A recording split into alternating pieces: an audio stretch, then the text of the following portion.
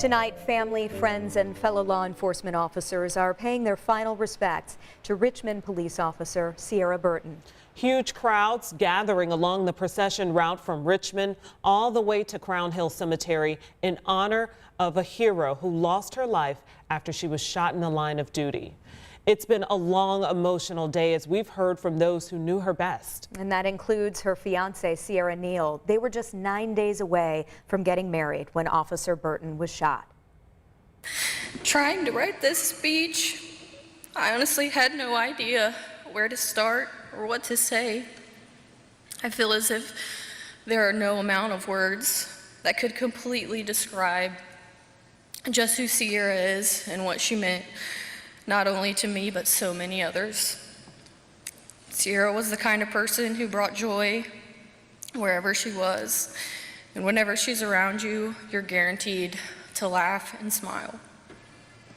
I remember standing in the kitchen with her at the beginning of our relationship and having a conversation with her discussing the dangers of her career.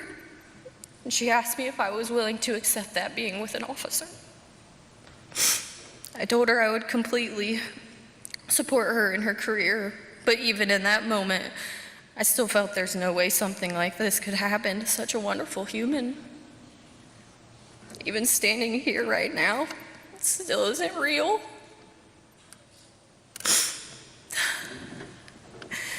Behind that badge was the woman of my dreams. A woman who could be treated and talked to in awful ways for 8 hours a day at work and could still come home and laugh and be so kind-hearted. And that sound right there from Richmond Officer Seara Burton's fiance. Her name is also Ciara. We have live team coverage for you tonight on this emotional day. From Richmond, where the service took place, to the procession route lined with grateful citizens, all the way to Crown Hill Cemetery, Officer Burton's final resting place. So let's begin with Rich Nye. He joins us from outside Richmond High School, where hundreds of officers gathered for the funeral today. Rich, fill us in. Felicia, police officers, firefighters, first responders from all over Indiana, Ohio, and as far away as Texas and New York State, I was told. They gathered here with the local community at the Tiernan Center. That's the Richmond High School gymnasium.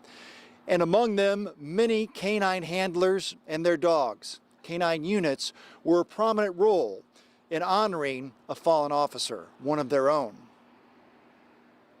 From the time Ciara Burton became a police officer, she wanted to earn a canine handler position. That dream became a reality in March when she was paired with Brev. Newcastle canine officer Brandy Pierce met Ciara that day. The smile and enthusiasm. She was very, very excited and very friendly when I met her. Officer Pierce and her canine Zorro joined the mini canine units at Officer Burton's funeral. Another funeral so soon for a Central Indiana officer. After Elwood police officer Noah Chanavez was shot and killed in the line of duty just 10 days before Officer Burton was shot during a traffic stop and drug sniff search for Brev. Anytime there's an officer injured, especially close to home, especially following Elwood, that makes it harder. But when it's a female and a canine handler, that obviously makes it more difficult. Officer Pierce, how do you honor someone's life like this today, keep in perspective the danger that you live with every day, and go on about your job and continuing to serve? You go out and you do an honest job and you make sure everybody goes home safe as best you can. Canines lined the sidewalk as Brev led Officer Burton's casket to the hearse. The handlers and the dogs bond very tightly, so I'm sure especially initially he will be confused as to why he has changed hands. With the circumstances, I'm sure various people have helped care for him. Officer Pierce from Newcastle and her canine Zorro have been together about 4 years. He sniffs out narcotics, just like Brev does. And Officer Pierce says that dogs like Zorro and Brev are highly driven and will adapt quickly to a new partner and a new assignment. Felicia, Jennifer. All right, Rich, thank you so much. The dog Brev, K9 Officer Brev. Such an important bond for them. You know, there were so many poignant moments throughout the service today. In fact, near the beginning, a Richmond police lieutenant shared a story about $8 bills you see here that they ended up framing. The dollars were a donation from several homeless people in the city of Richmond as a tribute when they learned what happened to Officer Seara Burton. As we can see, an entire community is reacting, and we have another powerful moment that took place at the start of the procession. Lauren Kostick joins us live from outside the Richmond Police Department with a look at Officer Burton's end of watch. Lauren. Felicia, it's always one of the most emotional parts of a procession, an officer's 1042 call. And just earlier, we watched as the procession came past here, the police department. And as soon as Officer Burton's hearse came right in front of her squad car, everyone paused. And that's when dispatch marked Officer Burton's end of watch. Take a listen. She has gone home now for the final time. K9 Officer Seara Burton, K9 2 of the Richmond Police Department, is 1042. And by the number of people who came out, it's clear how much of an impact Officer Seara Burton left on this community. This morning, dozens lined the street to pay their respects and honor a local hero who gave so much to her city. Even though there was a lot of heartache and sadness, there was also an incredible sense of pride and unity. Richmond pulls together. We have each other's back, and she was never alone. It's moving. It's very moving, and it just makes you realize how much our officers are doing for us to keep us safe and risking their lives. Well, the procession passed through. It was also really amazing to see how many different law enforcement agencies were represented today, reminding us how much of a family those on the thin blue line really are, something this community is definitely thankful for. And once the procession wrapped up here in Richmond, it headed down to Indianapolis to Crown Hill Cemetery. But before it got there, it passed through Knightstown, and that's where John Duran has been all day. John, what was the feeling out there? Lauren, pretty powerful scene out here in Knightstown. Seara Burton's funeral procession headed right down Main Street, Highway 40 in Knightstown. And about an hour ago, these sidewalks were packed with people, and everybody was emotional. It was quiet and looking to pay their respects to an officer that lost her life too soon in the line of duty. First responders first greeted that procession to honor that fallen Richmond officer. An American flag hanging from a fire engine greeted that procession. Many people holding American flags as they watched Officer Burton pass through their community, and everyone I spoke with said it was never a question if they would head out this afternoon and pay their respects. And we caught up with some people who came out here, some tearing up, emotional, wanting to pay their final respects in a respectful way amongst many familiar faces. As they said, they saw a lot of neighbors out here, a very tight-knit community that's become even tighter with the Richmond community since this tragedy happened. Another touch is some ribbons lining Main Street here in Knightstown. That procession heading towards Indianapolis down Highway 40 to Crown Hill Cemetery. That's where we find Emily Longnecker in Indianapolis. Emily.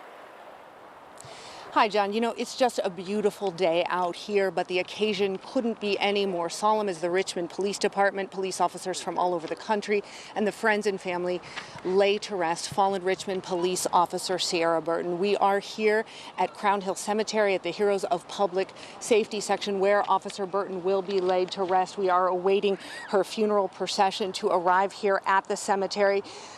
As we've talked about here earlier, the procession came from Richmond down US 40. Finally, it will arrive here to Indianapolis and Crown Hill Cemetery, where Burton will be laid to rest. There are over 500 vehicles in that procession today, with officers from far away as Texas and Oregon. Several officers from Indiana and Ohio are in that procession. And I think it's important to note that we were here at this very place at Crown Hill just 52 days ago in this same section to lay to rest fallen Elwood police officer Noah Chenevez. He is laid to rest here, and we're told an officer from the Elwood Police Department is in the procession and will be carrying something called the Thin Blue Line flag, and that is carried by an officer from the department where the last line of duty death occurred. So here we are at the Heroes of Public Safety section. We know it's a 1.5 acres. It's the most historic area of Crown Hill Cemetery. It's a relatively new section. It was dedicated 20 years ago. And the idea of this section of the cemetery was developed after September 11th and the death of Marion County Sheriff Deputy Jason Baker, who was killed just 6 days after September 11th. And the idea was to have a section of this cemetery to memorialize fallen heroes of public safety. And the memorial here that you see with the 5 pillars, it marks the entryway into the grave sites of those fallen public servants. The monument of 5 pillars, you can see the words there at the top, Heroes of Public Safety. This is where a committal service will happen for Officer Burton. We're told it will be a short service. We'll have a rifle salute, 3 volleys of shots fired from 7 rifles. Then we will hear taps. After that, you will see pallbearers fold the flag that has been on Officer Burton's casket while we hear Amazing Grace. That will be played on bagpipes. And then Richmond Police Chief Michael Britt will present that flag that was on Officer Burton's casket. He will present that to Officer Burton's mom. You're going to see pallbearers here today, and also police officers wearing white carnations behind their badges. Those white carnations have a red dot in the middle of them. The white symbolizes a life well lived and a good career. The red dot symbolizing the blood shed from Officer Burton's sacrifice for her community. So for sure, it will definitely be an emotional time here out at this cemetery as the friends and family and fellow officers say their final goodbyes. Again, we are waiting on the procession to arrive here at Crown Hill Cemetery. When the services start, we will bring it to you live right here.